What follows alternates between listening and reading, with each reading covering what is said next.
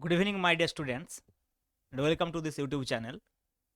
তোমরা জানো যে এর আগের ক্লাসে আমরা অল্টারনেটিং কারেন্ট সম্পর্কে ডিসকাস করেছি এবং এক ভিডিওতে আমি অল্টারনেটিং কারেন্ট পুরোটাই ডিসকাস করেছি। তো অবশ্যই যারা চ্যানেলের নতুন তারা প্লেলিস্টে চলে যাও। প্লেলিস্টে দেখবে তোমরা চ্যাপ্টার ওয়াইজ সমস্ত টপিকসগুলোই কভার করা রয়েছে। আর আমরা দুটো চ্যাপ্টার মাঝখানে আমি ছেড়ে রেখেছি, একটা হচ্ছে যে ক্যাপাসিটার, একটা হচ্ছে তড়িৎ শক্তি এবং তড়িৎ ক্ষমতা। ওই দুটো চ্যাপ্টারও আমি পড়িয়ে দেবো। আজকে আমরা বিশেষ করে ইলেকট্রোম্যাগনেটিক ওয়েভস পড়বো। ইলেকট্রোম্যাগনেটিক ওয়েভস পড়ার পর আমি ওই দুটো চ্যাপ্টার কমপ্লিট করব। তারপর আমরা অপটিক্স অর্থাৎ জিওমেট্রিক্যাল অপটিক্স এবং ফিজিক্যাল অপটিক্স সম্পর্কে পড়ব। এছাড়াও যদি তোমাদের মনে হচ্ছে যে কোনো টপিক্স একটু আগে করলে ভালো হবে, যে টপিকসগুলো আমি পড়িয়েছি সেগুলো বাদ দিয়ে, বিশেষ করে মডার্ন ফিজিক্স এবং অপটিক্সের যে পার্টগুলো রয়েছে সেগুলোর মধ্যে যদি তোমরা চাও কোনো টপিক্স আমি আগে করে দিই, তোমাদের যদি সমস্যা রয়েছে তোমরা কমেন্টে জানিও যে স্যার আমাদের এই চ্যাপ্টারটা আগে করে দিলে ভালো হয়। আমি অবশ্যই চেষ্টা করব সেই চ্যাপ্টারটা আপলোড করার। প্রথমে দেখো, আজকে আমরা বিশেষ করে ইলেকট্রোম্যাগনেটিক ওয়েভস পড়বো। আর ইলেকট্রোম্যাগনেটিক ওয়েভস হচ্ছে যে ইলেকট্রিসিটি ম্যাগনেটিজমের একটা পার্ট। এবং হায়ার স্টাডিতে স্পেশালি আমরা যদি বিএসসি এবং এমএসসির ক্ষেত্রে বলি, বা তোমরা যখন ইঞ্জিনিয়ারিং যদি পড়ো সেখানেও যদি তোমরা ইঞ্জিনিয়ারিং ফিজিক্সে দেখো, তো এটা একটা আলাদা পোর্শন। মানে ইলেকট্রিসিটি ম্যাগনেটিজম যেমন একটা পোর্শন, তেমনি ওখান থেকে একটা পার্ট বের করে ইলেকট্রোম্যাগনেটিক ওয়েভস, এটা একটা আলাদা টপিকস হিসাবে আমরা পড়ে থাকি। একটা আলাদা বই রয়েছে ইলেকট্রোম্যাগনেটিক ওয়েভসের জন্য হায়ার স্টাডিতে। তাহলে বুঝতে পারছো এখানে আমাদের একদম একটা ছোট চ্যাপ্টার চ্যাপ্টার দিয়েছে, মাত্র 3 মার্কস এখান থেকে রয়েছে। খুবই একটা ইন্ট্রোডাক্টরি লেভেলের চ্যাপ্টার। এবং এখানে স্পেশালি আমরা যেটা পড়বো সেটা হচ্ছে যে কিভাবে ইলেকট্রোম্যাগনেটিক ওয়েভ সৃষ্টি হচ্ছে এবং ইলেকট্রোম্যাগনেটিক ওয়েভসের কিছু বেসিক প্রপার্টিজ। ওকে, তো চলো স্টার্ট করা যাক। এবং অবশ্যই একটা কথা বলে রাখি, যদি তোমরা চ্যানেলে নতুন হয়ে থাকো তাহলে অবশ্যই চ্যানেলটাকে সাবস্ক্রাইব করে দেবে, তাহলে নতুন নতুন ভিডিও নোটিফিকেশনও তোমরা পেয়ে যাবে। এবং আমি সাথে সাথে কিছুদিনের মধ্যেই তোমাদের নিটের জন্য যে প্রিভিয়াস ইয়ার কোয়েশ্চেন বা নিটের জন্য যে ওয়ান শট ভিডিও সেগুলো আমি আপলোড করার চেষ্টা করব। ওকে, তো চ্যানেলটা তোমরা অবশ্যই সাবস্ক্রাইব করে রাখবে। নেক্সট দেখো, আমরা স্টার্ট করি আমাদের ইলেকট্রোম্যাগনেটিক ওয়েভস আজকে। তো দেখো, ইলেকট্রোম্যাগনেটিক ওয়েভস কীভাবে তৈরি হচ্ছে সেটা বুঝতে গেলে তোমাকে প্রথমে এইটা বুঝতে হবে যে সরণ প্রবাহ মাত্রা কী, মানে ডিসপ্লেসমেন্ট কারেন্ট একটা টার্ম চলে আসবে, অটোমেটিক্যালি আসবে। আমরা এই চ্যাপ্টারটা শুরু করবো আসলে এম্পিয়ারের বদ্ধপথ সূত্রের সংশোধন দিয়ে। যদি আমরা এম্পিয়ারের বদ্ধপথ সূত্র সংশোধন করতে চাই তাহলে সেখানে একটা অটোমেটিক্যালি নতুন টার্ম আমরা আমরা দেখতে পাবো কারেন্টে, যেটাকে ডিসপ্লেসমেন্ট কারেন্ট বলা হয়, যার উৎপত্তিগতভাবে যেটা কন্ডাকশন কারেন্ট বা যে কারেন্টের সঙ্গে আমরা পরিচিত বা যে পরিবহন প্রবাহ মাত্রার কথা বলা হয় তার থেকে কিছুটা ভিন্ন। এবং সাথে সাথেই কিন্তু যে কারণে ডিসপ্লেসমেন্ট কারেন্ট সৃষ্টি হবে সেই একই কারণে দেখা যাবে যে সেখানে ইলেকট্রোম্যাগনেটিক ওয়েভেরও সৃষ্টি হচ্ছে। এবং স্বাভাবিকভাবেই আমরা সেই ইলেকট্রোম্যাগনেটিক ওয়েভ সম্পর্কে পড়বো এবং তার কয়েকটা প্রপার্টিজ সম্পর্কে পড়বো। তো দেখো, এম্পিয়ারের বদ্ধপথ সূত্র তোমরা এর আগে পড়েছো অনেকবার। এম্পিয়ার বদ্ধপথ সূত্রের যে বেসিক স্টেটমেন্ট সেটা কি না, সেটা হচ্ছে ক্লোজ ইন্টিগ্রেশন। যদি আমরা বলি যে close integration B dot DL, close integration B dot DL, সেটা হচ্ছে simply mu zero into I. যেখানে আইটা কি না, আইটা হচ্ছে যে কন্ডাকশন কারেন্ট, যেটা হচ্ছে যে তোমরা একটা একটা লুপের মধ্যে যে কারেন্টটা থাকে, মানে যদি একটা কারেন্ট ক্যারিং কন্ডাক্টরকে যদি আমরা একটা এম্পিয়ারের বদ্ধ লুপের মধ্যে রাখি তাহলে আমরা বলতে পারি সেই লুপের ইনসাইডে যে কারেন্টটা রয়েছে সেটা হচ্ছে আই। মানে এটা আমরা এরকমভাবে পড়েছিলাম যে মনে করো এখানে একটা যদি মনে করো এখানে যদি মনে করো একটা সাপোজ একটা ওয়্যার থাকে, তাহলে সেই ওয়্যারে যদি কারেন্ট আই হয় তাহলে সেই ওয়্যারটাকে ঘিরে যদি এরকমভাবে একটা লুপ থাকে, তাহলে সেই লুপের মধ্যে আই কারেন্টটা যদি থাকে তাহলে এখানে যে কোনো একটা পয়েন্টে যদি আমরা ম্যাগনেটিক ফিল্ড দেখি, সেই ম্যাগনেটিক ফিল্ডের ডাইরেকশন ছিল স্পর্শক বরাবর, কারণ এই লুপটা বেসিক্যালি ম্যাগনেটিক ফিল্ড লাইন্সের সঙ্গে সঙ্গে একদম উপরিপাতিত হয়ে যাবে। তার ফলে যে ম্যাগনেটিক ফিল্ডের ডাইরেকশন হবে সেটা স্পর্শক বরাবর। এবং এই ক্ষেত্রে আমরা এই সূত্রটা পড়েছিলাম। এখানে যে আইটা সেটা স্পেশালি কন্ডাকশন কারেন্ট। তাহলে আমরা বলতে পারি যে একটা সার্কিটের ক্ষেত্রে যখন আমরা এই এম্পিয়ারের বদ্ধপথ সূত্রটাকে অ্যাপ্লাই করব, মনে করো একটা সার্কিট রয়েছে, যে সার্কিটে ক্যাপাসিটার রয়েছে, তাহলে তোমরা বুঝতে পারবে যে কেন এই এম্পিয়ারের বদ্ধপথ সূত্রটা সামান্য সংশোধনের প্রয়োজন হচ্ছে। যে যদি মনে করো এমন একটা সার্কিট থাকে যে সার্কিটে ক্যাপাসিটার রয়েছে, ওকে, এবং সেই ক্যাপাসিটার মনে করো একটা একটা মনে করো সোর্সের সঙ্গে যুক্ত আছে, উৎসের সঙ্গে যুক্ত আছে, পজিটিভ নেগেটিভ, তাহলে কি হবে, এই ক্যাপাসিটারটা চার্জিং হতে শুরু করবে। যেই চার্জিং হতে শুরু করবে এখানে আধানের প্রবাহ হবে এবং আধানের প্রবাহের ফলে যে কারেন্টটা সৃষ্টি হবে সেটাকে আমরা সাধারণত কন্ডাকশন কারেন্ট বলে থাকি। এই যে কন্ডাকশন কারেন্ট, এই কন্ডাকশন কারেন্টের জন্য আমরা এম্পিয়ারের বদ্ধপথ সূত্র ইউজ করতে পারি। তাহলে এখানে যদি আমরা এম্পিয়ারের বদ্ধপথ সূত্র ইউজ করি, দেখো তাহলে এখানে যদি আমরা একটা ক্লোজ পাথ নিয়ে নিই, এখানে মনে করো একটা ক্লোজ পাথ নিয়ে নিলাম, তাহলে এইখানে যে ক্লোজ পাথটা হবে, দেখো এই ক্লোজ পাথটা অনুযায়ী এখানে যে ম্যাগনেটিক ফিল্ডের ডাইরেকশন হবে সেই ম্যাগনেটিক ফিল্ডের ডাইরেকশন কী হবে বলো, এইটা অনুযায়ী স্পর্শক বরাবর হবে, তাহলে এইখানে ম্যাগনেটিক ফিল্ডের ডাইরেকশন এই বরাবর হবে, এবং এইখানে সিম্পলি আমাদের এম্পিয়ারের বদ্ধপথ সূত্র যেটা হবে same B dot DL equal to কিন্তু হয়ে যাবে mu zero into IC. Okay, so এটাকে আমরা ইকুয়েশন নাম্বার 1 বললাম, লুপটা যখন এইখানে নিয়েছি। কিন্তু মনে করো যদি আমরা লুপটা এইখানে নিই, অর্থাৎ ক্যাপাসিটারের ভেতরে নিই, যদি ক্যাপাসিটারের ভেতরে এই বদ্ধ লুপটা নেওয়া হয়, ক্যাপাসিটারের ভেতরে যদি বদ্ধ লুপটা নেওয়া হয়, তাহলে কি হবে? তাহলে একটু ভেবে দেখো, এইখানে তো কোনো কারেন্ট নেই, কারণ এখানে তো ফাঁকা, এখানে তো কোনো ওয়্যার যুক্ত নেই। তাহলে এইখানে তো কারেন্ট আইসি বুঝলাম, কিন্তু ওইখানে তো কারেন্ট শূন্য। তাহলে সেই হিসাবে যদি আমরা এম্পিয়ারের বদ্ধপথ সূত্র এখানে অ্যাপ্লাই করতে চাই, দেখো আমাদের হয়ে যাওয়া উচিত ওইখানে যে বি.ডিএল ইকুয়াল টু 0 হয়ে যাওয়া উচিত।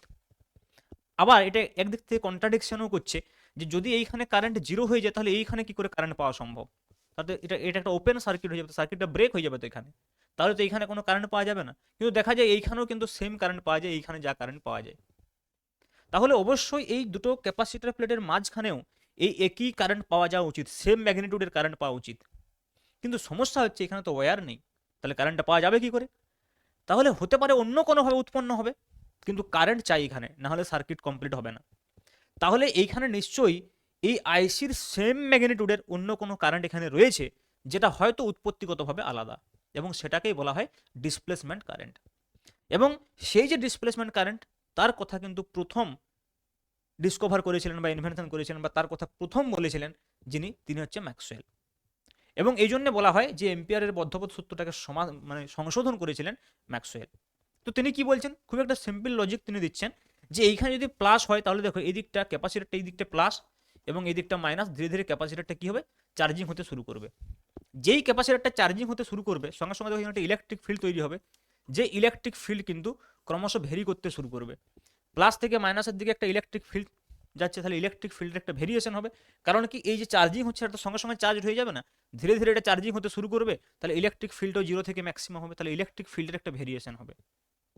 তাহলে তিনি বলছেন, যেমন আমরা ইলেকট্রোম্যাগনেটিক ইন্ডাকশনে আমরা দেখেছি, ইলেকট্রোম্যাগনেটিক ইন্ডাকশনে আমরা কি দেখেছি, যে যদি ম্যাগনেটিক ফিল্ডের পরিবর্তন হয়, তার মানে সেখানে একটা ম্যাগনেটিক ফ্লাক্সের পরিবর্তন হয়, তার ফলে কিন্তু প্রবাহ মাত্রার সৃষ্টি হয়। অর্থাৎ এটা আমরা অলরেডি জানি যে যদি ম্যাগনেটিক ফিল্ডের পরিবর্তন হয়, অর্থাৎ বি এর যদি পরিবর্তন হয়, তাহলে ম্যাগনেটিক ফ্লাক্স ফাই এম এর পরিবর্তন হয়, যেটা যদি সময়ের সাপেক্ষে আমরা বলতে পারি D phi M by DT, কারণ ফাই সমান বি ইন্টু এ, তাহলে বি পরিবর্তন হলে ফাই পরিবর্তন হবে, তাহলে আমরা দেখেছি একটা কারেন্ট পাওয়া যায়।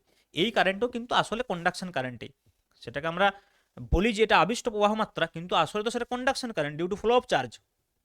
কন্ডাকশন কারেন্টের বেসিক ডেফিনেশন হচ্ছে IC equal to DQ upon DT, মানে যখনই সেটা চার্জের ফ্লোর জন্য হবে, তখনই সেটাকে আমরা কন্ডাকশন কারেন্ট বলবো।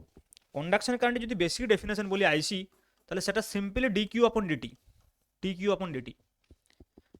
এখন দেখো এই কন্ডাকশন কারেন্টটা সৃষ্টি হবে। ম্যাক্সওয়েল বলছেন এর উল্টো ঘটনাটাও সম্ভব। কি উল্টো ঘটনাটা সম্ভব? না, যদি মনে করো ইলেকট্রিক ফিল্ডের পরিবর্তন হয়, তাহলে সেখানে কি হবে, ইলেকট্রিক ফ্লাক্সের পরিবর্তন হবে। তাহলে ইলেকট্রিক ফ্লাক্সের যদি পরিবর্তন হয়, তাহলে সেখানেও একটা কারেন্ট তৈরি হতো উচিত। তো সেই কারেন্টটাকে আমরা কন্ডাকশন কারেন্ট বলবো না, কারণ এখানে চার্জের ফ্লো হচ্ছে না। এখানে কি, এখানে কোনো ওয়্যারেই নেই, তো চার্জের ফ্লো কোথায় হবে? তাহলে এটা ইলেকট্রিক ফিল্ডের চেঞ্জের জন্য হচ্ছে, এইটাকে আমরা বলবো ডিসপ্লেসমেন্ট কারেন্ট, আইডি। তাহলে এইখানে বেসিক্যালি দেখো এই যে ইলেকট্রিক ফিল্ডের ভেরিয়েশন হচ্ছে না, তার ফলে কিন্তু এখানে এই ডিসপ্লেসমেন্ট কারেন্ট তৈরি হচ্ছে due to change in electric flux. Okay, আর যে ডিসপ্লেসমেন্ট কারেন্ট এখানে তৈরি হচ্ছে, তাহলে এখানেও একটা ম্যাগনেটিক ফিল্ড থাকবে, যেমন এখানে ছিল, সেম ডাইরেকশন। কারণ কারেন্টের এখানে এখানে যে আইডি তৈরি হবে, তার ডাইরেকশন তো এদিকেই হবে, তাহলে এখানে কিন্তু ম্যাগনেটিক ফিল্ডও এইদিকে তৈরি হয়ে যাবে। তাহলে দেখো এখানে ইলেকট্রিক এবং ম্যাগনেটিক ফিল্ড তৈরি হলো পরস্পরের সঙ্গে পারপেন্ডিকুলারলি। ক্লিয়ার?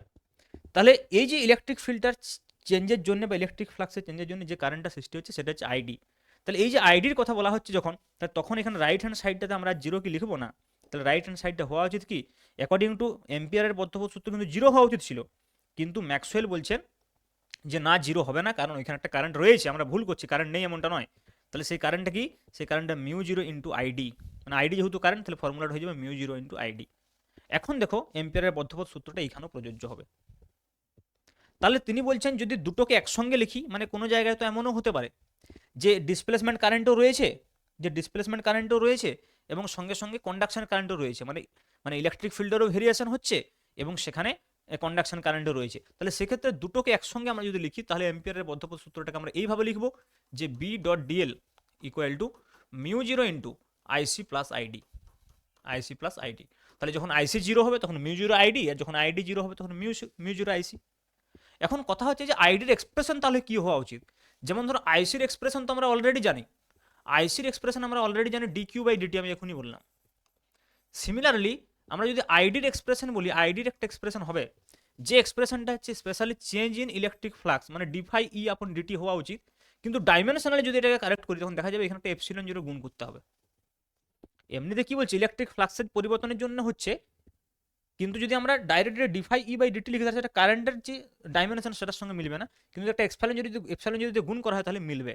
মানে ডাইমেনশনালি আমি বলতে পারি যে ইকুয়েশনটাকে আমরা এইভাবে এস্টাবলিশ করতে পারি যে epsilon zero into defy E upon DT, যেখানে এপসাইলন জিরো তোমরা জানো শূন্য মাধ্যমে তড়িৎভেদ্যতা। এখন ঘটনা হচ্ছে যে এটাকে অন্যভাবেও প্রমাণ করা যায়, কিন্তু আমাদের সিলেবাসে সেটা নেই। আমরা এইভাবেই বোঝার চেষ্টা করলাম যে যেহেতু এটা ইলেকট্রিক ফ্লাক্সের পরিবর্তন তাহলে ডাইরেক্ট এটার সঙ্গে সমান হবে, কিন্তু এখানে একটা কনস্ট্যান্ট থাকবে, দ্যাট ইজ এপসিলন নট। তাহলে এটা হচ্ছে আমাদের ডিসপ্লেসমেন্ট কারেন্ট। দেখো ডিসপ্লেসমেন্ট কারেন্টের এটা এক্সপ্রেশন হয়ে গেল, আর এটা কন্ডাকশন কারেন্টের এক্সপ্রেশন হয়ে গেল। ডিসপ্লেসমেন্ট কারেন্টটাকে আমরা একটু অন্যভাবে লিখতে পারি, যেমন ফাই সমান হচ্ছে electric field into area, phi সমান কি হবে E into A, electric flux মানে কি ই ইন্টু এ। তাহলে সেক্ষেত্রে এটা কিন্তু এইভাবে লিখতে পারি যে epsilon zero into D DT of, দেখো ই এ, তাহলে এ তো কনস্ট্যান্ট, তাহলে এটাকে যদি আমরা বাইরে নিয়ে আসি তাহলে epsilon zero A into DE by DT. এইভাবেও কিন্তু আমরা আইডির এক্সপ্রেশন লিখতে পারি। এবং সেই হিসেবে অনেক সময় কি করা হয়, এইখানে যে ফর্মুলাটা, এই ফর্মুলাটাকে এইভাবেও দেখবে লেখা থাকে অনেক জায়গায় যে close integration B dot DL equal to mu zero into IC plus আইডির জায়গায় লিখে দেয় epsilon not A into D phi DE by DT, বা অনেক সময় এটা del E by del T partially লেখা থাকে। ওকে, কারণ কি না অনলি এটা টি এর সাপেক্ষে ডিফারেন্সিয়েশন হচ্ছে, এটা মোর কারেক্ট এক্সপ্রেশন। তো বুঝতে পারছো এগুলো একটা হায়ার স্টাডির বিষয়। ওকে, আমরা বেশি দূর এটাতে যাবো না, এখানে আমরা শেষ করতে চাইছি যে আমাদের অ্যাকচুয়ালি যে ডিসপ্লেসমেন্ট কারেন্টের এক্সপ্রেশন কি এবং ডিসপ্লেসমেন্ট কারেন্ট কীভাবে তৈরি হচ্ছে। তোমাদের এটা কিন্তু কোয়েশ্চেন আসতে পারে যে ডিসপ্লেসমেন্ট কারেন্ট বলতে কী বোঝো এবং এর ম্যাথমেটিক্যাল এক্সপ্রেশন লিখো। কি বলবে না, ডিসপ্লেসমেন্ট কারেন্ট হচ্ছে এমন একটা কারেন্ট যেটা বেসিক্যালি ইলেকট্রিক ফ্লাক্সের পরিবর্তনের জন্য তৈরি হয়, which is produced due to the rate of change of electric flux. Okay, তাহলে দেখো আমি আবার একটা কথা বলেছিলাম একটু আগেই, যে সার্কিটটার কথা যখন আমরা বলেছি যে একটাই পাথ কারেন্টের সিরিজে রয়েছে, তাহলে এইখানে যা কারেন্ট এখানে তাই কারেন্ট হওয়া উচিত, অর্থাৎ আইডি এবং আইসি কিন্তু ইকুয়াল হওয়া উচিত।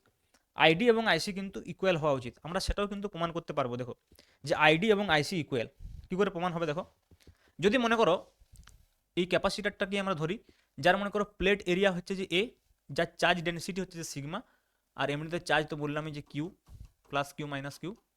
তাহলে দেখো এখানে আমরা জানি সিগমা ইকুয়াল টু কি হয় বলো, কিউ ডিভাইড বাই এ হয়, চার্জ পার ইউনিট এরিয়া। ওকে, এবার দেখো এইখানে এর ভেতরে যে ইলেকট্রিক ফিল্ড কোনো একটা পয়েন্ট আমরা গাউসের উপপাদ্য থেকে পড়েছি, ই ইকুয়াল টু কত হয় না সিগমা আপন এপসিলন জিরো। তাহলে দেখো যদি আমরা এটা ইউজ করি তাহলে আইডি ইকুয়াল টু কত displacement current epsilon zero A into del ই আপন ডেল টি, আমরা এখনই বললাম ডেল ই আপন ডেল টি।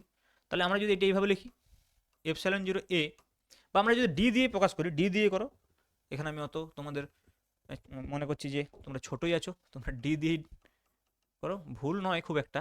ওকে, তাহলে ডি আপন ডিটি অ্যাপ্রক্সিমেটলি মোটামুটি ঠিকই আমরা এই ক্লাসে বলতে পারি। ডেল এবং আমি এখানে পার্সিয়াল ডিফারেন্সিয়েশন না ইউজ করে ডি ইউজ করছি, তাহলে ডি আপন ডিটি। তাহলে এর জায়গায় আমরা সিগমা বাই এপসিলন জিরো লিখে দিলাম, তাহলে epsilon zero E into D DT of এর জায়গায় আমরা লিখলাম সিগমা বাই এপসিলন জিরো।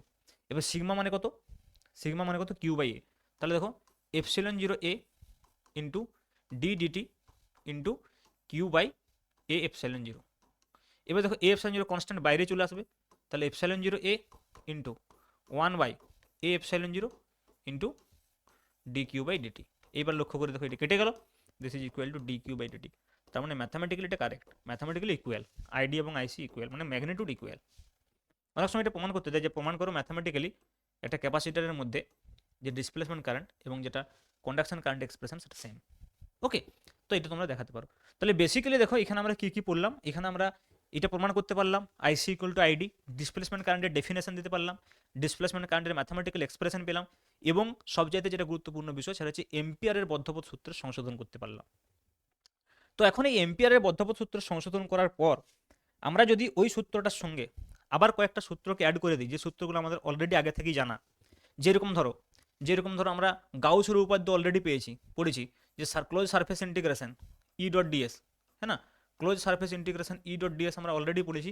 এটা কত হয় বলো, Q by epsilon zero, Q inside by epsilon zero, মানে ভেতরে কত আধান থাকবে। সিমিলারলি আমরা পড়েছি যে চৌম্বক ক্ষেত্রে যদি আমরা গাউসের উপপাদ্য বলি, তাহলে এটার যে সারফেস ইন্টিগ্রেশনটা হয়, এই যে সারফেস ইন্টিগ্রেশনটা হয়, সেটা হচ্ছে B dot DS, B dot DS, এবং এই বি ডট ডিএস সমান জিরো, এটাও আমরা পড়েছি। এটা কি প্রকাশ করে, যে ম্যাগনেটিক মনোপদের কোনো অস্তিত্ব নেই, রাইট সাইডে জিরো হচ্ছে, এটা চৌম্বক ক্ষেত্রের গাউসের উপপাদ্য। 3 নম্বর আমরা জানি E is equal to minus d phi dt, ডিফাইড হচ্ছে ফাই এম, এটা হচ্ছে ফ্যারাডে লেঞ্জের সূত্র। এটা যদি আমরা ইন্টিগ্রেশন ফর্মটা লিখি, এর কি হয় দেখো, এই ইটাকে ইন্টিগ্রেশন ফর্মে লিখলে হবে ইলেকট্রিক ফিল্ডের line integration, E dot dl হয়। এটা হচ্ছে যে তড়িৎ চালক বল ই ডট ডিএল, মাইনাস দেখো d DT of phi M, তো এখনই আমরা পড়লাম এইটাই তো phi M, B dot ds, এর আগের চ্যাপ্টারেই পড়েছি। তাহলে surface integration B dot DS, B dot ds. Okay, তো এইটা হচ্ছে যে একটা ফর্মুলা রয়েছে। এবং নাম্বার 4 যেটা আমরা এখনই পড়লাম, সেটা হচ্ছে close integration B dot DL, B dot DL, যেটা হচ্ছে equal to mu zero into IC plus ID. তাহলে এই ফর্মুলাটাকে আরও মডিফিকেশন করা যাবে, কিন্তু আমি গেলাম না, নোটেশনগুলো তোমাদের একটু উল্টো পাল্টা লাগবে, হায়ার স্টাডির বিষয়। তো তোমাদের এইটুকু জানলেই যথেষ্ট। দেখো যে এই যে 3টে ফর্মুলা এবং তার সঙ্গে যে ম্যাক্সওয়েল লাস্টে যে ফর্মুলাটাকে কিছুটা অ্যাড করলেন, মানে কিছুটা সংশোধন করলেন, এই চারটাকে একত্রে বলা হয় তড়িৎচুম্বকীয় তরঙ্গ সম্পর্কিত ম্যাক্সওয়েলের ইকুয়েশন। তো ম্যাক্সওয়েলের ইকুয়েশন কেন বলা হয় এগুলোকে, কারণ ম্যাক্সওয়েল প্রথমে এই চারটা ইকুয়েশন দিয়ে দেখিয়েছিলেন যে ইলেকট্রিসিটি, ম্যাগনেটিজমের, এমনকি অপটিক্সের যত কিছু ঘটনা আছে সেগুলোকে এই চারটা সমীকরণের সাহায্যে এক্সপ্লেন করা যায়। এমনকি এই সময় সায়েন্টিস্টরা মনে করেছিলেন, বিজ্ঞানীরা মনে করেছিলেন যে নেচারের যে আমাদের মিস্ট্রি রয়েছে, প্রকৃতির যে রহস্য রয়েছে, সমস্ত রহস্যই বোধহয় আমরা ভেদ করে ফেলেছি। এবং তখনও পর্যন্ত যা কিছু আবিষ্কার হয়েছিল, নতুন নতুন ঘটনা, সেগুলো ম্যাক্সওয়েলের এই সমীকরণ দিয়ে ব্যাখ্যা করে যেত। পরবর্তী ক্ষেত্রে আরও কিছু নতুন ঘটনা আবিষ্কার হওয়ার ফলে নতুন বিজ্ঞানের উন্মোচন হয়, যেটা বেসিক্যালি মডার্ন ফিজিক্স, সেটা আমরা পরে ডিসকাস করব। কিন্তু ম্যাক্সওয়েলের এই চারটা সমীকরণের গুরুত্ব এই জন্যই, ম্যাক্সওয়েল প্রথম এই চারটা সমীকরণকে অ্যাসেম্বল করে তিনি দেখিয়েছিলেন যে কিভাবে এই চারটা সমীকরণ সেই সময় আবিষ্কৃত সমস্ত ফিজিক্সকে, সমস্ত পদার্থবিদ্যাকে, সমস্ত ক্লাসিক্যাল মেকানিক্সকে এবং ইলেকট্রিসিটি, ম্যাগনেটিজমকে, ক্লাসিক্যাল ইলেকট্রোডাইনামিক্সকে কীভাবে তিনি ব্যাখ্যা করেছিলেন। ওকে, তো এই জন্য এই চারটা সূত্রকে বলা হয় backbone of electricity and magnetism বা ইলেকট্রোম্যাগনেটিক থিওরি। ওকে, তো এগুলো আবার ডিফারেন্সিয়াল ফর্ম রয়েছে, সেগুলো আরও ভয়ানক, সেদিকে আমরা যাব না। আমাদের অ্যাকর্ডিং টু সিলেবাস এটা বলাও থাকেনি, কিন্তু তবুও যেহেতু আমরা এই 4 নম্বর সূত্রটা পড়লাম, তাই আমি তার সঙ্গে সঙ্গে তোমাদেরকে বাকি 3টে সূত্রের কোথাও বলে দিলাম, কারণ এই 3টে সূত্র আমরা অলরেডি জানা। এইখানটা একটু আরও ম্যানিপুলেশন করলে এটা আবার ভালো ফর্মে আসতো। এবং তোমরা এখানে একটা জিনিস কিন্তু লক্ষ্য করতে পারবে, যে 4টা সূত্র না, এই 4টা সূত্র দেখো, দুটো সূত্র রয়েছে কিন্তু দেখো সারফেস ইন্টিগ্রেশন, দেখো একটা ইলেকট্রিক ফিল্ডের সারফেস ইন্টিগ্রেশন, একটা ম্যাগনেটিক ফিল্ডের সারফেস ইন্টিগ্রেশন। বাকি দুটো সূত্র দেখো একবার ইলেকট্রিক ফিল্ডের লাইন ইন্টিগ্রেশন এবং ম্যাগনেটিক ফিল্ডের লাইন ইন্টিগ্রেশন। তাই দুটো লাইন ইন্টিগ্রেশন আর দুটো সারফেস ইন্টিগ্রেশন, এই চারটা হচ্ছে যে সূত্র। এবারে দেখো আমাদের যেটা চ্যাপ্টারটার নাম, মেন বিষয়, সেটা হচ্ছে তড়িৎ চুম্বকীয় তরঙ্গ। তড়িৎ চুম্বকীয় তরঙ্গ, এখানে দেখো ডিসপ্লেসমেন্ট কারেন্টের কথা যখন আমি বলছিলাম একটু আগে, তখন আমরা কি দেখলাম, যে ডিসপ্লেসমেন্ট কারেন্টের ক্ষেত্রে যখন সৃষ্টি হয়েছিল, তখন দেখো ইলেকট্রিক ফিল্ড এবং ম্যাগনেটিক ফিল্ড এরা কিন্তু পরস্পরের সঙ্গে পারপেন্ডিকুলার ছিল।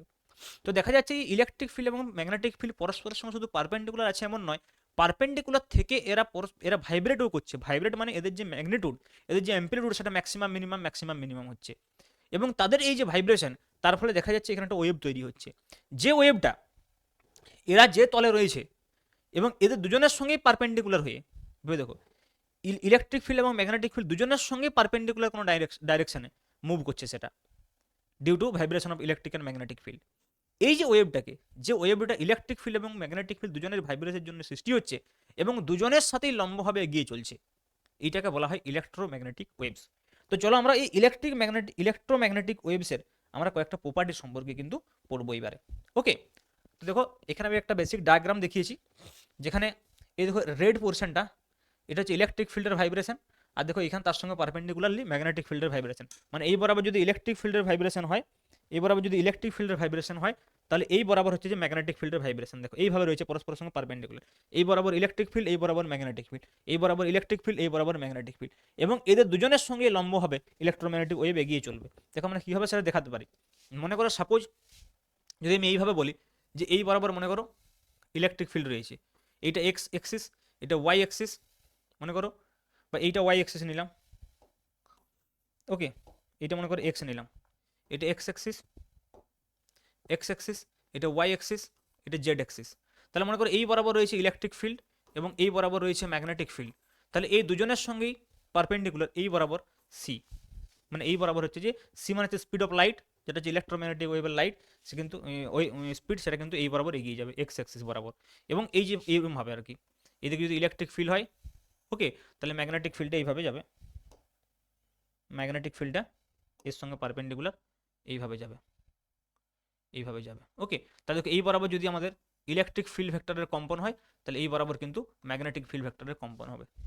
এবং ইলেকট্রিক ফিল্ড এবং ম্যাগনেটিক ফিল্ডে যে সমীকরণগুলো হবে, দেখো ওয়েভের যে ইকুয়েশনগুলো হবে, সেটা যেরকম ওয়েভের ইকুয়েশন ছিল তোমরা জানো, ওয়াই সমান এ sign omega T minus K x, তাহলে ই সমান হয়ে যাবে ই zero sine omega T minus K x, আর বি সমান হয়ে যাবে B zero sine omega T minus K x. এই দুটো সমীকরণ ইলেকট্রিক ফিল্ড এবং ম্যাগনেটিক ফিল্ডের সমীকরণ। এইখানে দেখো এই যে এরা দুজন একই দশায় থাকবে, এটা অনেক সময় শর্ট কোয়েশ্চেন পড়ে যায় যে ইলেকট্রিক ফিল্ড এবং ম্যাগনেটিক ফিল্ডের মধ্যে দশা পার্থক্য কত, এখানে জিরো, কারণ দেখো দুটোই omega T minus K x এবং এক্স অক্ষ বরাবর আমরা লিখেছি ই সমান এ zero sine omega T minus K x, B সমান B zero sine omega T minus K x ওকে, কারণ হচ্ছে ওয়েভটা এক্স অক্ষ বরাবর যাচ্ছে দেখো ওকে। তো এইটা আমরা বলতে পারি যে তড়িৎচুম্বকীয় তরঙ্গের প্রথম বৈশিষ্ট্য বা 1 নম্বর বৈশিষ্ট্য, যেখানে আমরা বেসিক্যালি কি পড়লাম না, যেখানে আমরা বেসিক্যালি পড়লাম যে ইলেকট্রিক ফিল্ড এবং ম্যাগনেটিক ফিল্ড পরস্পরের সঙ্গে পারপেন্ডিকুলার থেকে তার সঙ্গে কুলারলি ওয়েভটা এগিয়ে যায়। এটা কিন্তু কোশ্চেন পড়েছিল একবার, হ্যাঁ, যে ইলেকট্রিক ফিল্ড এবং ম্যাগনেটিক ফিল্ডের মধ্যে কোণ কত এবং তাদের সঙ্গে কিভাবে ইলেকট্রোম্যাগনেটিক ওয়েভসটা এগিয়ে যায় সেটা একটা ডায়াগ্রামের মাধ্যমে দেখাও। সিম্পল তোমাকে এরকম একটা ডায়াগ্রাম দেখালেই হতো যে এই বরাবর ইলেকট্রিক ফিল্ড, এই বরাবর ম্যাগনেটিক ফিল্ড, আর এই বরাবর হচ্ছে যে ওয়েভ, এরা পরস্পরের সঙ্গে হচ্ছে যে পারপেন্ডিকুলার, এই বরাবর হচ্ছে যে ওয়েভ সি ওকে। দেখো এখানে যেটা দেখানো হয়েছে ইলেকট্রিক ফিল্ড, ম্যাগনেটিক ফিল্ড এবং ডাইরেকশন, ঠিক আছে, এইটা রেডটাতে দিয়ে দেখানো হয়েছে এখানে ইলেকট্রিক ফিল্ড, আর হচ্ছে যে ব্লুটাতে দিয়ে দেখা হয়েছে ম্যাগনেটিক ফিল্ড। দেখো এটা নিচের তলে আছে, এটাই তলে আছে, এরকমভাবে ভাইব্রেট করছে ওকে। তো এইভাবে এটা এগিয়ে যাচ্ছে। So this is the most important property, তোমরা বলতে পারো একদম basic property of electromagnetic waves. এবারে দেখো তোমরা যেমন ওয়েভের প্রবলেম করতে না নিউমারিক্যালস করতে ক্লাস 11-এ, ওয়াই সমান এ sign omega T minus K x, similarly এখানেও হবে। তা দেখো এই ই জিরো বি জিরো কি, ই জিরো বি জিরো হচ্ছে যে ইলেকট্রিক ফিল্ডের অ্যাম্প্লিটিউড, বি জিরো হচ্ছে যে ম্যাগনেটিক ফিল্ডের অ্যাম্প্লিটিউড। তো এইখানে একটা আমরা সেকেন্ড বৈশিষ্ট্য এখানে বলতে পারি, সেকেন্ড বৈশিষ্ট্য আমরা এখানে বলতে পারি দেখো যে যে ই ইজগুলটা আসলে কি, দেখো ই ইজগুলটা আসলে হচ্ছে যে ই zero sine omega T minus K x, sign omega T minus K x এখানে একটা খেয়াল রাখবে, আর বি সমান হচ্ছে যে B zero sine omega T minus K x. এখানে একটা বিষয় খেয়াল রাখবে, ই জিরো বি জিরো কি না, ই জিরো হচ্ছে তড়িৎ ক্ষেত্রের বিস্তার, ই জিরো কি, ই জিরো হচ্ছে তড়িৎ ক্ষেত্রের বিস্তার, তড়িৎ ক্ষেত্রের বিস্তার বিস্তার। বি জিরো কি, বি জিরো হচ্ছে চৌম্বক ক্ষেত্রের বিস্তার, চৌম্বক ক্ষেত্রের বিস্তার, ক্ষেত্রের বিস্তার ওকে। এবং এই দুটো বিস্তারের মধ্যে একটা রিলেশন রয়েছে, এই রিলেশনটা আমরা এগুলো প্রমাণ করবো না। E zero equal to B zero upon C, এটা মনে রাখবে, E zero equal to B zero upon C, বা আমরা বলতে পারি E zero is equal to B zero upon C, বা আমরা বলতে পারি বি জিরো বা E zero equal to C ওকে।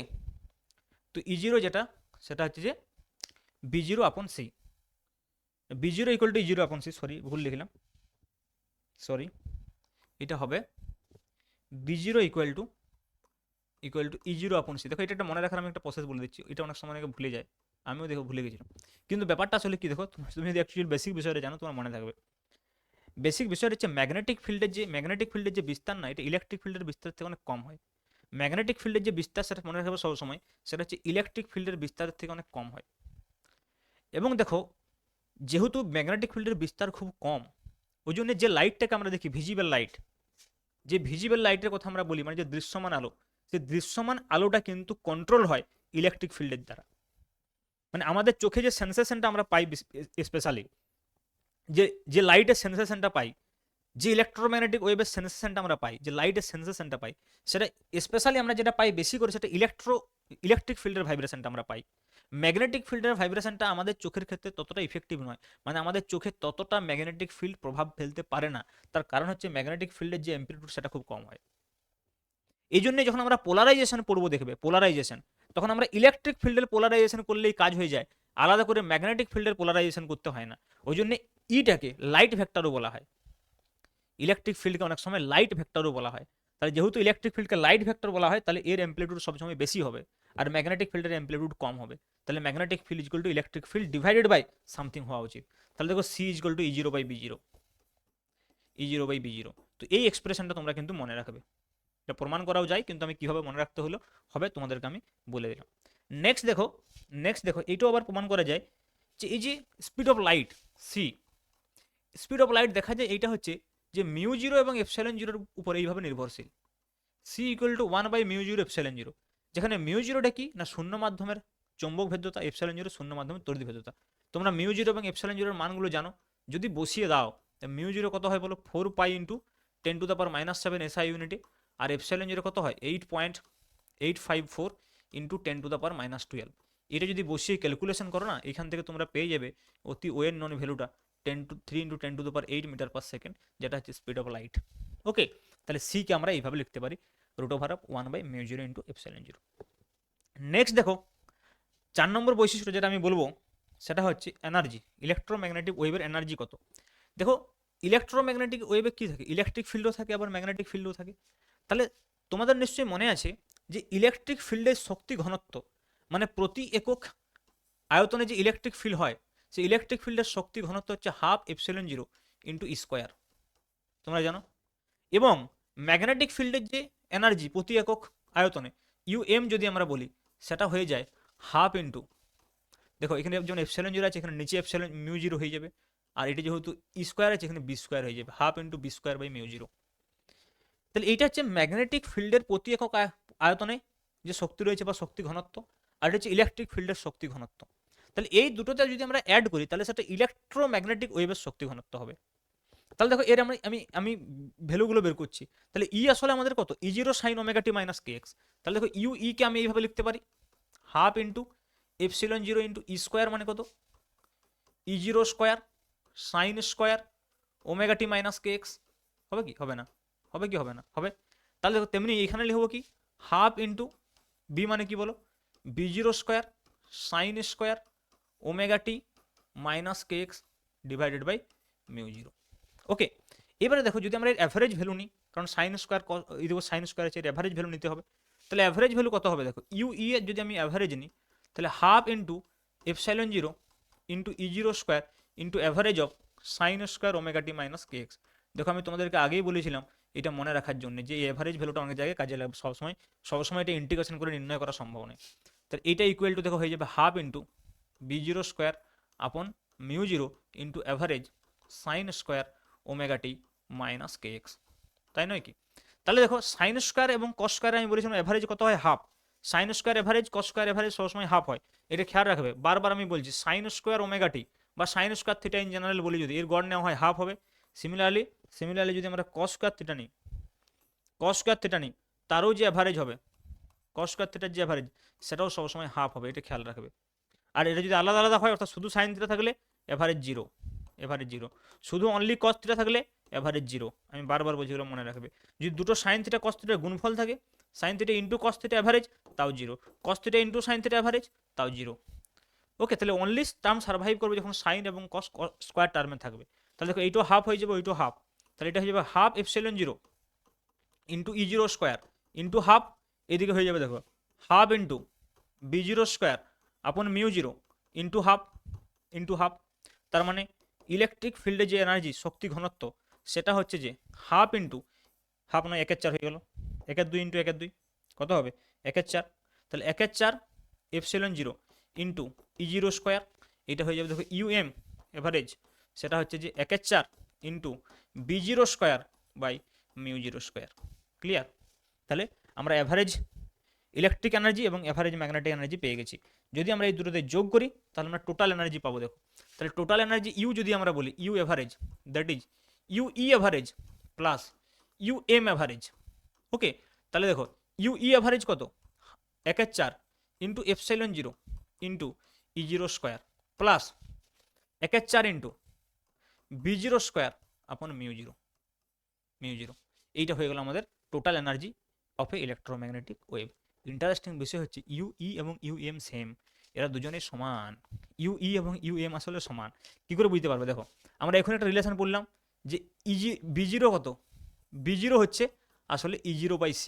দেখো তাহলে এই দিকে যদি বি জিরোটাকে যদি E0/C লিখে দাও, কত আসবে দেখো, দেখো 1/4, আমি আলাদা করে এটা করছি এই টার্মটা শুধু 1/4 ইন্টু B0² বাই μ0, এইটাকে আমি মডিফাই করছি। দেখো এইটা ইকুয়াল টু আসলে এইটা, কারণ দুটো এনার্জি সমান, ইলেকট্রিক ফিল্ডের এনার্জি এবং ম্যাগনেটিক ফিল্ডের এনার্জি সমান। দেখো কিভাবে এটা পাওয়া যাবে, তাহলে 1/4 ইন্টু B0² বাই μ0 সমান কি হবে, 1/4 ইন্টু আমি μ0টাকে আলাদা রাখছি 1/μ0, B0² মানে কত হবে বলো, E0²/C², হবে কি হবে না? হবে।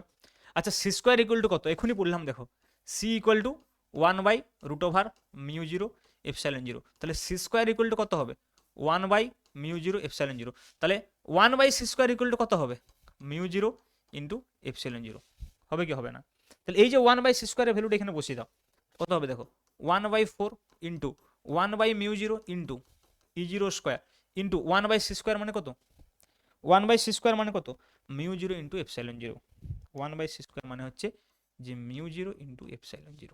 এবার দেখো μ0 কেটে গেল, কি পাচ্ছি, 1/4 ε0 E0², মানে এই টার্মটা আর এই টার্মটা সমান, এইটার থেকে যেমন ওইটাতে যাওয়া যাবে তেমনি ওইটার থেকে এইটাতে আসা যাবে। তার মানে আসলে ব্যাপারটা হচ্ছে যে ইলেকট্রিক ফিল্ডের যে এনার্জি ডেনসিটি আর ম্যাগনেটিক ফিল্ডের যে এনার্জি ডেনসিটি সেটা একই। তাহলে এই দুটোকে আমি যে কোনো একটাতে প্রকাশ করতে পারি, ইলেকট্রিক ফিল্ড দিয়ে প্রকাশ করে দিই, ε0 E0² plus 1/4 into ε0 E0², that is equal to half ε0 E0²। Okay, এইটা মনে রাখবে, total energy density in electric and magnetic field in of a electromagnetic wave. তেমনি এটাকে আমরা চাইলে আমরা বি দিয়েও প্রকাশ করতে পারি, দ্যাট ইজ হাফ B0²/μ0।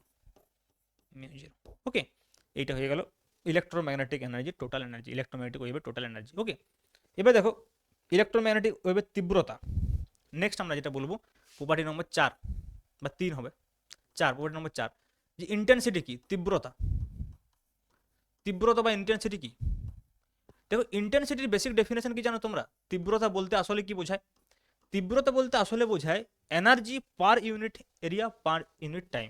দেখো আমি ভেরি সিম্পল বলছি, এনার্জি মানে শক্তি, পার ইউনিট এরিয়া মানে একক ক্ষেত্রফলে, পার ইউনিট টাইম মানে প্রতি একক সময়ে, পার ইউনিট টাইম। তাহলে মনে করো কোনো একটা সারফেস রয়েছে, এই সারফেসের উপরে এনার্জি এসে পড়ছে, প্রতি একক ক্ষেত্রফলে প্রতি একক সময়ে যে এনার্জিটা এসে পড়বে সেটাই হচ্ছে ইন্টেন্সিটি, সেটাই হচ্ছে তীব্রতা। তাহলে কীভাবে আমরা নির্ণয় করতে পারবো, আমরা এখনই এটা বললাম যে এনার্জি, অ্যাভারেজ এনার্জি মানে এটা কি, এটা আসলে কি প্রতি একক আয়তনে এনার্জি। তাহলে টোটাল এনার্জি কত হবে, average energy into V, volume, divided by area into time. তাহলে energy per unit area per unit time, এইটাই হওয়া উচিত কিন্তু তীব্রতা, আই। তো দেখো এটাকে আমরা ভেরি সিম্পল এইভাবে রিপ্রেজেন্ট করতে পারি, ভি মানে আবার কত, এ ইন্টু এল, এরিয়া ইন্টু ডিস্টেন্স। মানে এইখানে যদি আমরা মনে করো একটা ভলিউমের কথা ভাবি, এই ভলিউমের কথা ভাবি মনে করো, তাহলে এইখানে এই এরিয়াটা যদি এ হয় মনে করো, আর এই ডিস্টেন্সটা যদি এল হয়, তাহলে এই ভলিউমটা কত হবে, এ ইন্টু এল। তাহলে এখানে দেখো হয়ে যাবে U average into A into L divide by A into T. তাহলে এ কেটে গেল, তাহলে কত হচ্ছে দেখো, U average into L by T. L by T মানে কি, ইলেকট্রোম্যাগনেটিক ওয়েভটা যে স্পিডে যাচ্ছে, সি যদি স্পিড হয় তাহলে এল বাই টি, এখানে কত হবে সি, তার মানে ইউ অ্যাভারেজ ইন্টু সি। তা দেখো তীব্রতা হবে U average into C, simple. তীব্রতা কত হবে, ইলেকট্রোম্যাগনেটিক ওয়েভের তীব্রতা হবে ইউ অ্যাভারেজ ইন্টু সি। এবারে ইউ অ্যাভারেজ কত, হাফ ε0 E0², অথবা হাফ B0²/μ0, যেটা খুশি লিখতে পারো। তাহলে হাফ ε0 E0² ইন্টু সি, এইটা হয়ে যাবে আমাদের তীব্রতার রাশিমালা, ইন্টেন্সিটি অফ ইলেকট্রোম্যাগনেটিক ওয়েভ। তেমনি এটাকে আমরা B0 দিয়েও লিখতে পারি, just U average into C. Similarly আরেকটা বিষয় তোমরা মনে রাখবে, নাম্বার 5 যদি আমরা বলি যে প্রেসার অফ ইলেকট্রোম্যাগনেটিক ওয়েভ, আমি এটা প্রমাণ করছি না, প্রেসার অফ ইলেকট্রোম্যাগনেটিক ওয়েভ হয় P = 1/3 ইউ অ্যাভারেজ। তাহলে ইন্টেন্সিটি হচ্ছে U average into C, pressure হচ্ছে 1/3 ইন্টু ইউ অ্যাভারেজ। এটা দিয়ে অনেক সময় কোয়েশ্চেন চলে আসতে পারে, মানে নিউমারিক্যালস চলে আসতে পারে, তাই আমি তোমাদেরকে বলে দিলাম। নেক্সট যেটা মোস্ট ইম্পর্টেন্ট থিং মনে রাখবে, নাম্বার 6, যেটা হচ্ছে যে পয়েন্টিং ভেক্টর। পয়েন্টিং ভেক্টরও কিন্তু অনেক সময় পরীক্ষাতে আসে। পয়েন্টিং ভেক্টর আসলে কি, দেখো পয়েন্টিং ভেক্টরকে এস দিয়ে প্রকাশ করা হয়, এস দিয়ে প্রকাশ করা হয়। যদি আমরা পয়েন্টিং ভেক্টরের ম্যাগনিটিউড বলি সেটা আসলে ইন্টেন্সিটি, পয়েন্টিং ভেক্টর যদি ম্যাগনিটিউড বলা হয় তাহলে সেটা কি, সেটা হচ্ছে ইন্টেন্সিটি। তাহলে পয়েন্টিং ভেক্টর স্পেশালি ফিজিক্যালি এটা কি রিপ্রেজেন্ট করে, যে এনার্জিটা যাচ্ছে তার সেটা উইথ ডাইরেকশন, যে কোন ডাইরেকশনে এনার্জিটা যাচ্ছে। তাহলে এনার্জিটা কোন ডাইরেকশনে যাচ্ছে, আই কি, আই তো basically energy per unit area per unit time. তাহলে যে ডাইরেকশন সেই দিক বরাবর যদি একটা ডাইরেকশন দিয়ে দেওয়া হয় তাহলে সেটা হচ্ছে তোমার আমি বলতে পারি যে এস ভেক্টর। তাহলে কোন ডাইরেকশনে এনার্জিটা প্রপাগেট করছে, ই এবং বি যে তলে আছে সেই তলের সঙ্গে লম্ব, ই এবং বি উভয়ের সঙ্গেই লম্ব, তার মানে ই ক্রস বি কি হওয়া উচিত, ই ক্রস বি হওয়া উচিত, ই ক্রস বি। ওকে, তো এইটাকে যদি আমরা মিউ জিরো দিয়ে ভাগ করি 1/μ0, তাহলে এইটা হয়ে যায়, আমি বললাম যে ডাইমেনশনের একটা ব্যাপার থাকে, তখন এটা হয়ে যায় এস ভেক্টর, এস ভেক্টর। তাহলে এস ভেক্টরকে ডিফাইন করতে পারে এইভাবে, অথবা অথবা অনেকে এইভাবেও লিখে ই ক্রস বি ভেক্টর আপন এইচ μ0। তাহলে বি আপন μ0 মানে কত, এইচ, তাহলে ই ক্রস এইচ। এস ভেক্টরকে তুমি ডাইরেক্ট ই ক্রস এইচ বলতে পারো পয়েন্টিং ভেক্টর, অথবা তুমি এটা বলতে পারো, যদি তোমার কাছে কোয়েশ্চেন পড়ে যে পয়েন্টিং ভেক্টর কি, ডাইরেক্ট লিখবে যে ইলেকট্রিক ফিল্ড ভেক্টর এবং ম্যাগনেটিক ফিল্ড ভেক্টরের ক্রস প্রোডাক্ট, বাস। ই এবং এইচ এর যে ক্রস প্রোডাক্ট সেটা হচ্ছে এস। এখান থেকে প্রমাণ করা যাবে এই যদি মডিউলাস নিই, এখানে প্রমাণ করা যাবে যদি আমরা এস এর মডিউলাস ভ্যালু নিই তাহলে এইটা কিন্তু ওই half epsilon zero E0 square into C আসবে। আমি প্রমাণটা করছি না, প্রয়োজন নেই, এটা কিন্তু ম্যাগনিটিউড এটা আসবে। এটা আসলে কত দেখো, ইউ এভারেজ ইন্টু সি, এটা তো আই ছিল, এটা তো আই ছিল। তো এইখান থেকে ক্রস প্রোডাক্টটাকে সলভ করলে এটা পাওয়া যাবে। ওকে, আমরা সেই প্রমাণটাতে যাচ্ছি না। তো এটা হচ্ছে পয়েন্টিং ভেক্টর। পয়েন্টিং ভেক্টর আসলে এনার্জির যে প্রোপাগেশনের ডাইরেকশন সেটা বোঝে, মানে এনার্জিটা কোন ডাইরেকশনে যাচ্ছে, ম্যাগনিটিউড এবং এনার্জি যে ডাইরেকশন আছে সেই ডাইরেকশন। তাহলে এনার্জি তো ভেক্টর কোয়ান্টিটি নয়, স্কেলার কোয়ান্টিটি। তাহলে ওই ডাইরেকশনে আমরা একটা ডিফারেন্ট ভেক্টরকে ডিফাইন করেছি যেটাকে বলা হয় এস ভেক্টর, যার ম্যাগনিটিউড হচ্ছে যে ইন্টেন্সিটির সঙ্গে সমান। ওকে, তো this is all about the properties या फिर ক্যারেক্টারিস্টিক্স অফ ইলেকট্রোম্যাগনেটিক ওয়েভস। এবার দেখো ইলেকট্রোম্যাগনেটিক স্পেকট্রাম সম্পর্কে তোমাদের একটু ধারণা থাকা দরকার। এইখান থেকে দেখো বেসিক্যালি খুবই সিম্পল কোয়েশ্চেন আসে। ইলেকট্রোম্যাগনেটিক যে স্পেকট্রাম রয়েছে, যেখানে হচ্ছে যে একদম তোমার রেডিও ওয়েভ থেকে গামা রে অবধি, এগুলোর যে ওয়েভ লেন্থ এবং ফ্রিকোয়েন্সির যে মানগুলো আমি লিখেছি, এই মানগুলো তোমাকে মনে রাখতে হবে না, জাস্ট মনে রাখবে যে অর্ডারটা কোন অর্ডারে রয়েছে।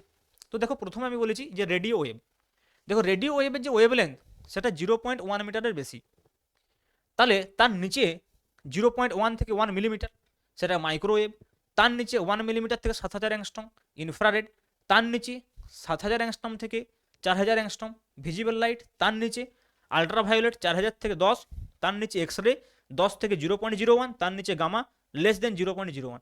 মানে যত আমি উপর থেকে নিচের দিকে আসছি আমি ডিক্রিজিং ওয়েভলেন্থ আসছি, ওয়েভলেন্থ আমাদের ডিক্রিজ হচ্ছে। যত উপর থেকে নিচের দিকে আসছে তত কি হচ্ছে না ওয়েভলেন্থ ডিক্রিজ হচ্ছে। দেখো উপর থেকে যত নিচের দিকে আসছে আমাদের ওয়েভলেন্থ ডিক্রিজ হয়ে হয়ে আসছে। মানে রেডিও ওয়েভের তরঙ্গ দৈর্ঘ্য সবচাইতে বেশি, ওকে, আর গামারের তরঙ্গ দৈর্ঘ্য সবচাইতে কম। তাহলে যার তরঙ্গ দৈর্ঘ্য কম তার ফ্রিকোয়েন্সি সবচাইতে বেশি হবে, তাহলে ফ্রিকোয়েন্সি গামারের সবচাইতে বেশি। তাহলে উপর থেকে যদি আমরা নিচে নামি, দেখো এই অর্ডারে আমরা সাজিয়েছি, এটা হচ্ছে যে ডিক্রিজিং ওয়েভলেন্থ এবং ইনক্রিজিং ফ্রিকোয়েন্সি। দেখো ফ্রিকোয়েন্সি দেখো লেস দেন 3 × 10⁸ হার্জ থেকে শুরু করে একদম গ্রেটার দেন 3 × 10⁻12 20 হার্জ পর্যন্ত যাচ্ছে। তোমাদের প্রত্যেকটার জন্য মনে রাখার দরকার নেই, ভিজিবল লাইটটাকে একটু মনে রাখবে, এক্সরেটা মনে রাখবে, কাজে আসে 10 থেকে 0.01। এর মধ্যে আবার হার্ড এক্সরে সফট এক্সরে রয়েছে, সেটা আমি এক্সরে পড়ানোর সময় বলবো। ভিজিবল লাইট 7000 থেকে 4000 অ্যাংস্ট্রম। আর ভিজিবল লাইটটা দেখো যেন আলাদা করে দেখানো হয়েছে এখানে, যে ডিফারেন্ট ডিফারেন্ট যে কালারগুলো ডিফারেন্ট ওয়েভলেন্থে সেগুলো আসে। তো এইখান থেকে স্পেশালি কীরকম কোয়েশ্চেন থাকে না, কয়েকটা তোমাকে দিয়ে দেবে 4-5টা, যে মাইক্রোওয়েভ, ইনফ্রারেড, ভিজিবল এবং আলট্রাভায়োলেট, বলবে যে ফ্রিকোয়েন্সির অর্ডারে সাজাও, বা বলতে পারে তরঙ্গ দৈর্ঘ্যের অর্ডারে সাজাও। ওকে, তো থিওরি এর থেকে বেশি কিছু তোমাদের আর এখানে পড়ার দরকার নেই, টুকটাক তোমরা ছোটোখাটো নিউমারিক্যাল সলভ করতে পারো।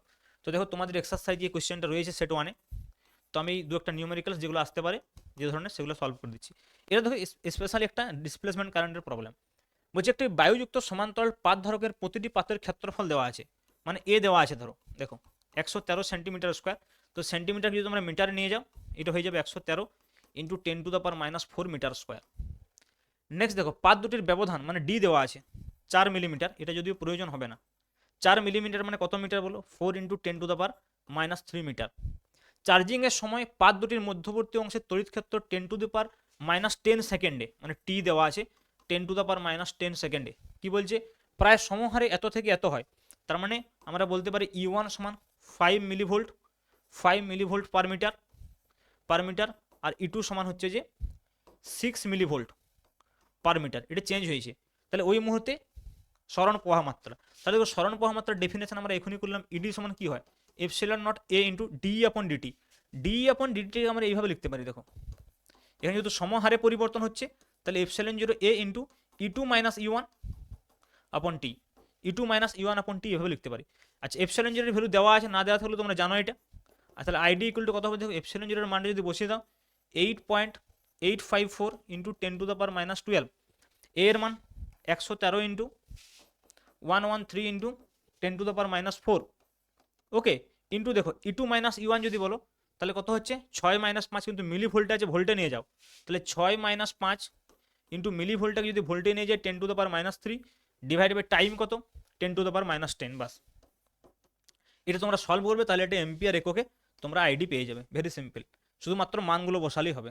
কিন্তু এখানে একটা জিনিস খেয়াল রাখবে, এইটা এমনিতেই দেওয়া আছে, ক্যাপাসিটার তো নির্ণয় করতে দেয়নি যে প্রয়োজন হবে, এখানে আমাদের শুধুমাত্র ই টি এপসিলন জিরো এ, এবং দেখো এটা ডিই বাই ডিটিটা আমরা direct E two minus E one by T করে পেয়ে গেলাম।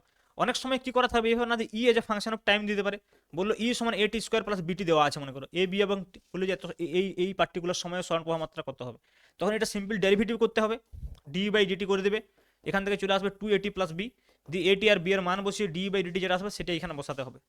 তো অনেক সময় এইভাবে বলতে পারে যে ক্যাপাসিটারের মধ্যেকার যে ইলেকট্রিক ফিল্ড সেটা এই সূত্র অনুযায়ী পরিবর্তন হচ্ছে, ভেরি করছে, যদিও এখানে সমহারে বলছে, ওই জন্য আমরা সিম্পল ই টু মাইনাস ই ওয়ান করে পেয়ে গেলাম। ওকে, তো চলো নেক্সট কোয়েশ্চেন দেখা যাক কি আছে। নেক্সট কোয়েশ্চেন দেখো কি বলছে, যে একটি সমতলীয় রেডিও তরঙ্গ তড়িৎ ক্ষেত্রের শীর্ষমান দেওয়া আছে, মানে ই জিরো ইকুয়াল টু দেওয়া আছে দেখো 10⁻⁴ ভোল্ট পার মিটার, তোমাকে বি জিরো নির্ণয় করতে হবে। তাহলে একটু আগে আমরা বললাম যে বি জিরো সমান কি হয়, ই zero upon C, B zero বড় হয় তাহলে ই জিরো আপন সি, তাহলে ই জিরো দেওয়া আছে 10⁻⁴, সি লিখে দাও 3 ইন্টু 10⁸ মিটার পার সেকেন্ড, এত টেসলা বা ওয়েবার পার মিটার স্কোয়ার হয়ে যাবে বি এর মান। ওকে, ভেরি সিম্পল কোয়েশ্চেন। এবং নেক্সট দেখো এরকম একটা ইকুয়েশন থেকেও দিতে পারে, ইকুয়েশন দিয়ে দিতে পারে ডাইরেক্ট, কি বলছে দেখো একটি তড়িৎ চুম্বকের তরঙ্গের তড়িৎ ক্ষেত্র দেওয়া আছে E equal to E zero sine omega T minus K X এর সঙ্গে কম্পেয়ার করো। এই সমীকরণটা দেখো E equal to 5 into sine 10⁻12টাকে গুণ করে দাও 10⁻12 টি মাইনাস এক্স এর সঙ্গে হয়ে যাবে 10⁻12 এক্স আপন 3 ইন্টু 10⁻3, ওকে, ভোল্ট পার মিটার। এবার দেখো এইটাকে যদি আমরা এই ইকুয়েশনের সঙ্গে কম্পেয়ার করি, ই সমান ই zero sine omega T minus K x, omega T minus K x, তাহলে কি আসবে, কি নির্ণয় করতে পারি, তীব্রতা নির্ণয় করতে পারি। তীব্রতা আমরা কি জানি, half epsilon zero into E square into C, E zero square into C. তাহলে এখান থেকে সিম্পল ই জিরো বের করতে হবে, আর তো কিছু বের করার দরকার নেই। এখানে ই জিরো কত 5, তাহলে ই জিরো হচ্ছে যে 5, বাস। তাহলে ই জিরোটা এখানে 5 বসিয়ে দিবে, এপসাইলন জিরোর মান তো জানোই। অথবা তোমরা যদি এখান থেকে চাও বি জিরো বের করে মিউ জিরো ব্যবহার করতে পারো, একই বিষয়, যেহেতু মিউ জিরোর ভ্যালুটা দেওয়া আছে, কিন্তু প্রয়োজন নেই, যেহেতু এপসাইলন জিরোর ভ্যালু জানো এখানে বসিয়ে দিতে পারো। অথবা এটা যদি বি জিরো দিয়ে প্রকাশ করো তখন আরও কি করতে হবে, এই ই জিরোর থেকে বি জিরোর ভ্যালুটা বের করতে হবে, B zero equal to E zero by C করে দিয়ে এখানে বসাতে হবে এই ফর্মুলাটাতে।